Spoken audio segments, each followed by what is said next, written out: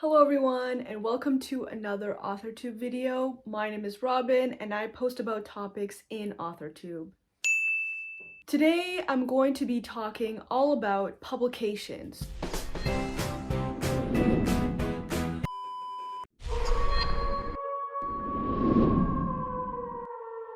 Online magazines, anthology collections, and everything to do with publishers' collection essentially. I have shown you in a previous video that I have had my work published in a collection before at the University of Toronto, which is where I went to school. So I have had some of my work published here and there in publications, like various university publications like the Innis Review. It was a short story called Manna. I will link it in the description below. Manna and the Innis Review is nothing to do with horror, so it's not a horror publication for those of you who are just interested in seeing the publication. It's not horror, so don't worry about that. And at the end of this video, I will give you guys a few tips for applying to publications, the best practices for applying, and just things to keep in mind to help you in your application process. But for those of you who are interested in horror, keep watching because the publications that I will be touching on today are going to be of the horror genre. I will also be splitting the list of publications that I talk about into two different sections. The first section will be publications that have due dates and deadlines coming up, some of them very soon actually. If you're watching this video early enough, and you're interested in submitting to these publications, then you might want to get on that because some of them are fast approaching.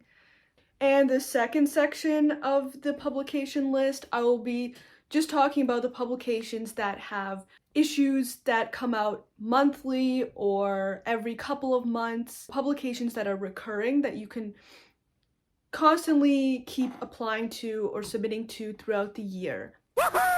And that's not to say that these are mutually exclusive. The first section, the first list that I will be talking about, there are also publications as well. They will have recurring calls to action. The calls to action might not be of the same genre. They might not accept the same kind of work, so just keep that in mind as well. I will link everything in the description below, so you can have easy access to pages and websites of these publications to apply as fast as possible if that's what you're interested in doing, and just to check it out for yourself and see if it's something that might be for you. And I know I said call to action, I meant calls for submission. So calls for submission of work. Publications, they might have every couple of months a specific genre that they're looking for or a specific word count that they're looking for, flash fiction, poetry, whatever. If you're interested in what this publication has to offer, then, jot them down in your saved web pages, and every couple of months, just check back and see if they're coming out with something that you'd be interested in applying to. And as a direct example of that, the Denver Horror Collective is now accepting calls to submission for the Jewish Book of Horror. But before that, they were accepting calls to submission for a book that recently came out last December called Consumed: Tales Inspired by the Wendigo. So these are very different things that required very different stories that they're accepting, right? So just keep that in mind, that one publication has multiple projects and they are looking for specific things for different projects that they're working on. So even if the current project they're working on might not be for you, they might have one down the road that might be something that you would consider submitting something to. Okay, so this list in order of due date coming up first.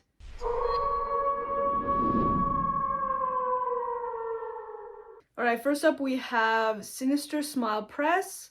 They are opening submissions for their Let the Bodies Hit the Floor series. And the due date is coming up on April 7th, so that's pretty fast approaching if you want to apply to this one. As the name suggests, it's slasher horror genre, so serial killers, slasher, stalker, things like Psycho, Bates Motel. So if you're interested in writing in that genre and you want to write flash fiction, so 5,000 to 10,000 words in length, then this might be the publication that you would be interested in applying to. Link down below. This second call for submissions is one that you might want to apply to if you are not yet a published author, because their eligibility is for non-professional writers. I really like this idea because it gives writers who are not yet published a chance to become recognized. So I think this is a really cool idea that they have. This is called the Parsec Short Story Contest. I believe it runs annually. So every year they have a different theme that you can submit work to, and it could be fantasy, sci-fi, or horror. And this year the theme for 2021 is Still Waters, Deep Thoughts. If that theme evokes something in you and inspires a story in you that you want to write, then this publication might be something that you might want to apply to. Again, you might want to be quick on this one because April 15th is the deadline. So if you're interested in applying to this short story contest, then check out the description below. Next up, we have the Grey Rooms. Their season 4 submission is open. They have been accepting work since last October, and their deadline is April 18th, so another fast approaching deadline. So they're accepting various types of subgenres of horror, but they do want the main character to either die at the end or allude to dying at the end, cut off to the reader assuming the character is going to die at the end, something like that. So if you're interested in writing that kind of horror, then this might be a publication that you might want to check out. Description below. So this fourth one is a kind of cute kind of horror. It's called Cryptids Emerging, Tales of Dark Cheer. So they're looking for cryptids coming out of their shells in some way. It doesn't necessarily have to be horror. It could be more like fantastical, and they want that dark cheer element. They want it to be like eerie and creepy, but also have a positive note and have the character emerge out of their shell in a positive way. So this is kind of bordering on horror, but it's not as dark as some of the other publications. So if you're into more lighter type of horror, but still love fantasy, then this might be the publication that you would want to submit to. And the deadline is May 1st, and I'll link the details in the description below. And the publication name is Horror Tree, by the way. Okay, so the last one I have in this category is Classic Monsters Unleashed. So this one's actually a Kickstarter campaign, so it's a little different than the others. The application period is from April 8th to May 30th, so it hasn't actually started yet. The goal of this is to bring back the classic monsters. Frankenstein, Dracula, Dr. Jekyll, Mr. Hyde, The Thing. You know, bring back the classics and revisit them. This publication is also looking for slush readers. So if you're a big fan of monster horror and you are not planning to submit in this publication or in this period, then you might want to be a reader who gets to pick which stories get featured. So that's always exciting, and it's good if you want to see the inner workings of a publication putting together a series or putting together an anthology. You might want to do that in the future, then it's a cool thing to apply to. So if you're a big fan of the classic monster horror genre, then this might be the publication for you either to submit to or to be a slush reader for. Description down below. Alright, so that's it for category 1. I don't really want to make this video too long, so I will be talking about category 2 next week instead, but I will give you a couple of tips right now I have for applying to publications in case you want to apply to the ones that have deadlines fast approaching. The first tip I have is probably obvious, but it's also the most important tip in my opinion, and that is to follow the guidelines. So every publication has their own process and their own way they want you to submit their work. The last thing you want is to spend all the time and effort creating an amazing story and submitting it to a publication only to have them not even open it because of a very small specific thing that you missed in the guidelines. So my tip for you guys is just to pay attention to the details of the guidelines, read through every single line, and create a checklist if you have to, and make sure that you have all of those checked off when you're submitting your work to the publication, and it's going to make it a lot easier for both you and the publication. So that's the first tip I have for you guys. The second tip I have relates to something I mentioned earlier in this video, and that is not to write a publication off just because their current call to submission is not something that is your cup of tea. The example I gave earlier in this video was the Denver Collective. They're currently accepting submissions for the Jewish Book of Horror, and earlier in the past year, they were accepting submissions for stories relating to the Wendigo. So as you can see, these two are very different things.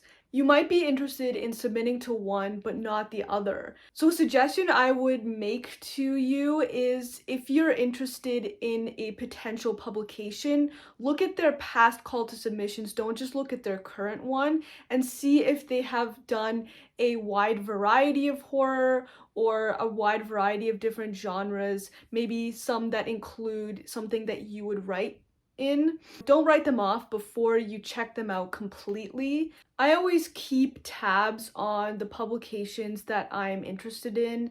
I make a note. I have like a resources section on my computer where I have all the publications that I'm interested in potentially submitting to in a file there, and I check back to them every once in a while to see if they have anything new that I might be interested in. That's how I keep track of my publication submitting personally. Everyone has their own methods and ways that work for them. You can go about this however you want. The main takeaway from this is just to research the publication. Just research what they're doing, see if it's something that you want to submit to, and if you decide that it is, just follow their guidelines. Everyone will be happy. Alright, that's it for this video. I will be back next week to read the rest of the list. There's 5 more publications on the list. Those will be the recurring ones that I mentioned in the beginning of this video. And don't worry, I haven't forgotten about the review of Nightmare Fuel. If I don't get to that next week, then I will do it the week after. And that is also when my final book will be published. April 3rd, that's when the series finishes up.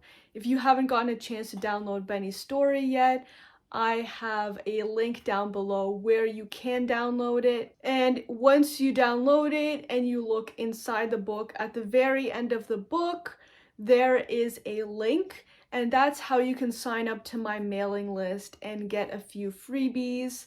And from there, you'll have access to my monthly Amazon giveaways. Alright, thank you guys for watching. As always, if you like this video, give it a like down below. Subscribe to my channel if you want to see more of me and what I bring to the AuthorTube table. Thank you guys so much for being here and supporting me, and I will see you guys in the next video. Hope to see you there. Bye for now.